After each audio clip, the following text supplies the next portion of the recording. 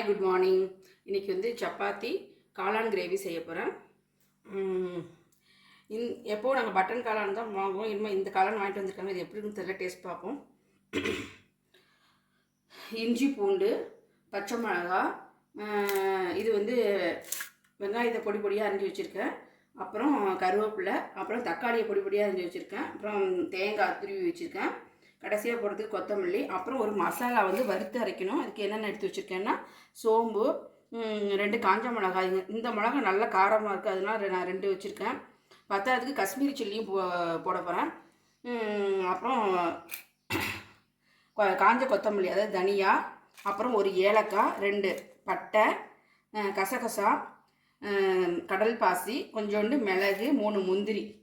இது எல்லாத்தையும் எண்ணெயில் வறுத்துட்டு மசாலா அரைச்சி வச்சுக்க போகிறேன். இதுமாரி காளானா அரிஞ்சு வச்சுக்கோங்க. கடாய் காஞ்சிருச்சு, ஒரு சொட்டு எண்ணெய் ஊற்றிக்குங்க. இப்போ இந்த எடுத்து வச்ச மசாலா எல்லாத்தையும் இதை போட்டு நல்லா சிம்மில் வச்சுட்டு நல்லா தவக்க வறுக்கணும்.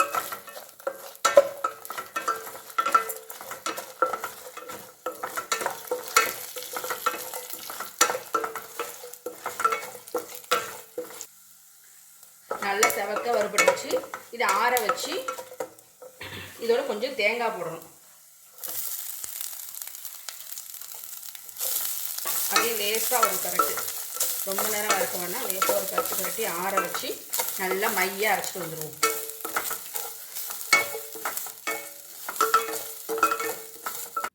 இது நல்லா ஆறட்டும். ஆறுனதும் நல்லா மையாக அரைச்சிட்டு வந்துடுவோம். அரைச்சதும் காமிக்கிறேன். கடாய் காஞ்சிச்சு. இப்போ கொஞ்சம் எண்ணெய்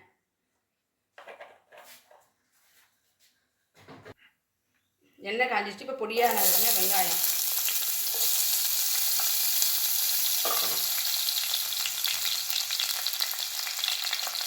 கருவேப்பிலை, இது நல்லா செவக்க வறுக்கணும்.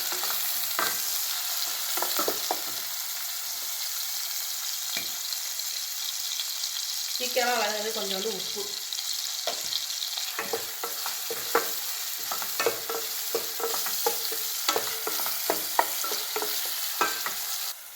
இந்த அளவுக்கு நல்லா செவக்க வதங்கிடணும். இப்போ ஒரே பச்சை மிளகாய், கொஞ்சம் இஞ்சி பூண்டு விழுது,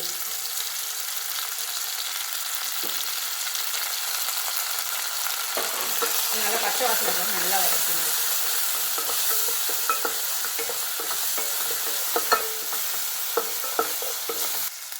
இப்போ பொடியாக நறுக்கின 2 தக்காளி, இதுவும் நல்லா குழைய வேகணும். கொஞ்சமாக மஞ்சள் தூள்,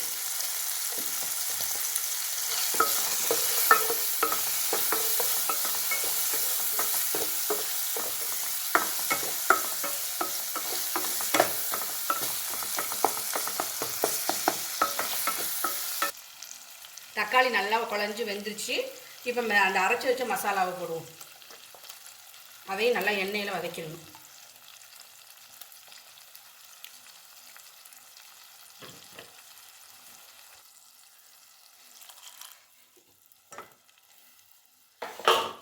இதை நல்லா சுருள வதக்கணும், பச்சை வாசனை போக.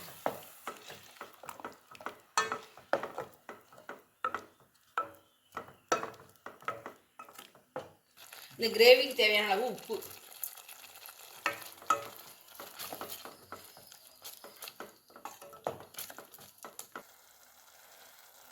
நல்லா கிரேவி எண்ணெய் பிரிஞ்சு வந்துச்சு. இப்போ இந்த காளானை போட்டு இந்த கிரேவியில் ஒரு பரட்டு பரட்டிடணும்.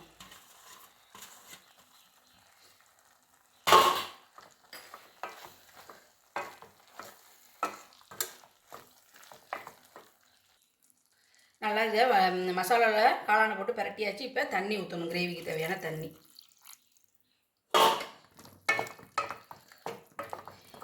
இது காளான்லேயே தண்ணி விடும், அதனால ரொம்ப தண்ணி ஊற்ற வேண்டாம்.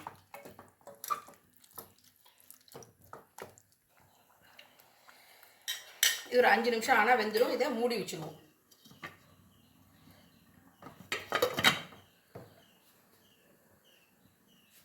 5 நிமிஷம் ஆயிடுச்சு. இப்போ காளான் வெந்திருக்கும். இப்போ எடுத்து பார்ப்போம்.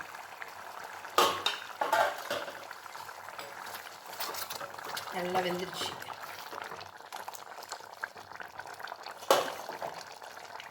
இப்போ டேஸ்ட் எடுத்து கொடுத்துருக்குது ஒரு ஸ்பூன் ஜீனி, சர்க்கரைன்னு சொல்லுவாங்க, அது ஜீனி.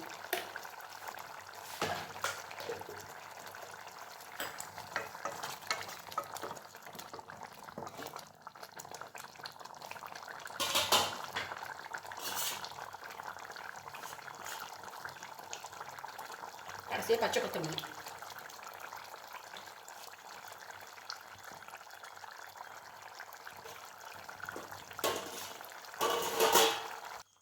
காளான் கிரேவி ரெடி. இது சப்பாத்தி, பூரி, சாதத்துலேயும் போட்டு பிசைஞ்சு சாப்பிட்லாம். சூப்பராக இருக்கும். நீங்களும் இதுமாரி ஒரு தடவை காளான் கிரேவி செஞ்சு பாருங்கள். தேங்க்யூ.